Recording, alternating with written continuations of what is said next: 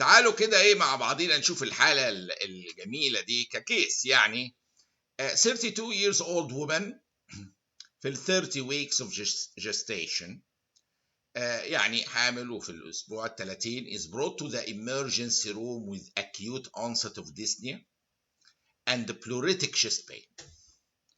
دي خلاص يعني typical واحدة pregnant في الأسبوع 30 sudden كده acute onset of dyspnea chest pain و dyspnea that occurred while she was sitting in the sofa. قاعده ما فيش بقى مجال حد يقول لي مثلا اسكيميك بين عشان اتحركت بتاع. however ممكن الاسكيميك بين ساعات تيجي اتريست لو كورونري ارتري سبازم، ولكن هنا في واحده حامل وبلوريتك شيست بين ما هوش اسكيميك بين اللي هو ريتروسترنال والكمبريسنج ده بلوريتك النيتشر بيزيد بالانسبيريشن وستيتشي الفيلينج بتاعه.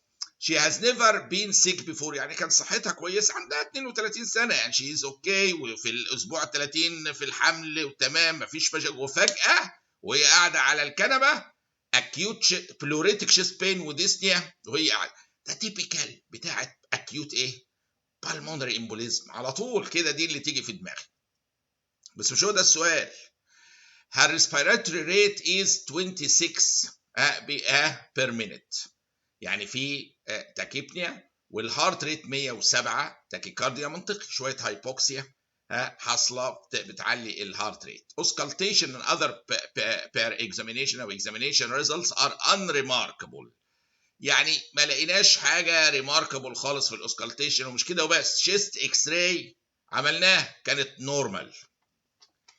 خدوا بالكم ان فيري يعني اتس يعني كومن جدا نشوف في حالات بالمونري امبوليزم بالذات في المراحل الاولى تكون نورمال خالص. يعني نورمال اكس راي does not exclude وجود بالمونري امبوليزم. take it that way. هنا الكلينيكال فيتشرز عندي اهم.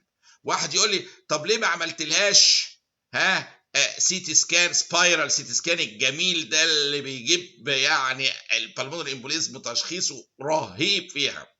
لان هو قال لي ده بلوريتك شيست بين، معناها دي غالبا بريفرالي لوكيتد 1. السبايرال سيتي سكان حلو قوي في السنترال لوكيتد ليجنز، ولكن ما يعني مش جبار لدرجه نهائيه في البريفرالي لوكيتد. هنا طالما قال لي بلوريتك شيست بين يبقى بنتكلم على بريفرالي لوكيتد ليجن اكتر. فالشيست اكس راي مع الاعراض دي او الاعراض دي لوحدها بتشخص، يعني انا مش محتاج كفيزيشن اكتر من الاعراض دي عشان اوصل لبريليمينري دايجنوز بالمونري امبوليزم. البارشال ارتيريال اوكسجين او كان 75، معناها واطي بس مش ريسبيراتوري فيلير. ريسبيراتوري فيلير من 50 فما اقل من كده.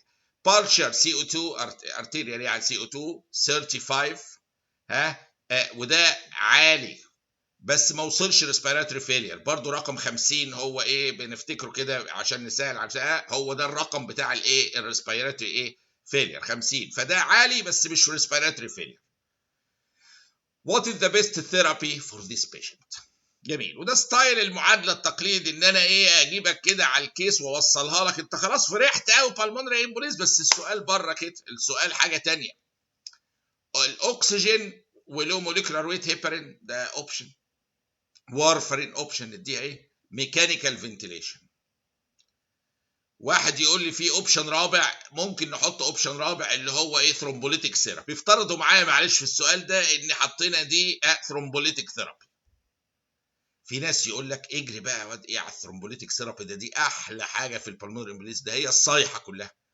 خدوا بالكم بقى، الست دي 30 ويكس جيستيشن، وجدوا في البريجننسي في الوضع ده الثرومبوليتيك ثيرابي ممكن تاذي الحمل جدا جدا جدا، كومبليكيشنز ضخمه. فما فيش داعي هذا الاختيار وهي حامل. لو هي مش حامل كنا نقول ماشي. واحد يقول لي ماله الوارفرين؟ الوارفرين في حاجه جميله قوي مخلوقه في البودي اللي هي بروتين اس وسي، دول ناتشرال انتي كواجولانتس. جميل. الوارفرين بينهبت تخليق الكواجوليشن فاكتورز، واحنا عارفين القصه دي، وده شيء جميل وبيساعدنا قوي في حالات البلمونري امبوليزم والحاجات المشابهه في لما بيبقى فيه ثرومبوزس.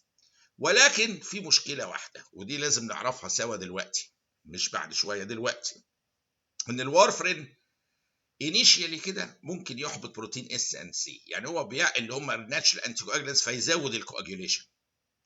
فتبصوا تلاقي ايه، هو اوفرول بينهبت الكواجيوليشن فاكتورز، ومعروف الوارفرين وفيتامين كي ديبندنت كواجيوليشن فاكتورز والقصه دي، معروف ان هو بينهبت الكواجيوليشن ويعالج الثرومبوز، ولكن انيشيالي ممكن ايه يعمل الحركه البايخه دي لو بالذات لو الشخص عنده بروتين اس وسي ديفيشن، ويروح مقللهم اكتر، تقلب بايه، بثرومبوزس.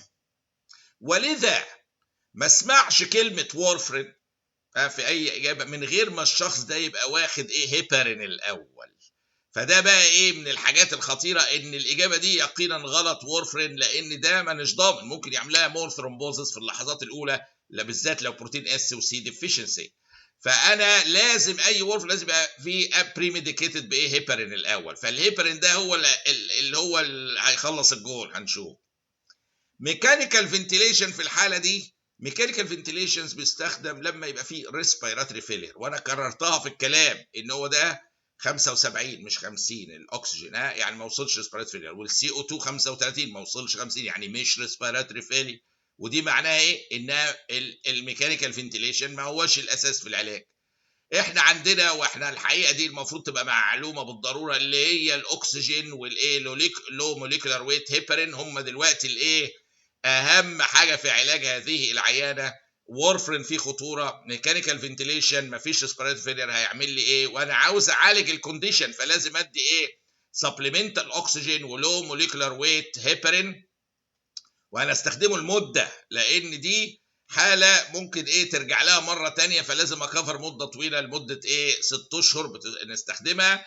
لكن الفكره ان انا لما ادي اللو موليكولار ويت هيبارين همنع تكوين الجلطه لحد ما تبدا تدوب الدي في تي وهكذا، والاكسجين محتاجاه لانها في هايبوكسيميا. ده كلام منطقي جدا. وزي ما اتفقنا ما اديناش ثرومبوليتيك ثيرابي فقط فور وان ريزون، ان هي ايه، الست ايه حامل في الاسبوع ده، ممكن كومبليكيشن كبيره على الحمل.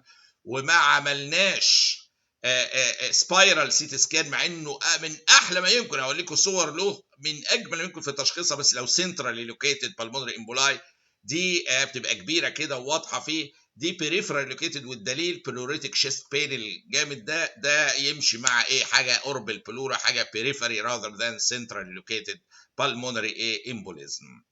فأنا هنا بنجمع الكلام بتاعنا تاني. This is a typical case أو typical case of pulmonary embolism initially diagnosed by symptoms والarterial blood gases. يعني وصلنا إن إحنا يعني مش محتاج abnormal X-ray خالص أنا في التشخيص، هي بتنطق الحالة. وكثير من حالاتها قلنا بيبقى normal chest X-ray حالات pulmonary embolism.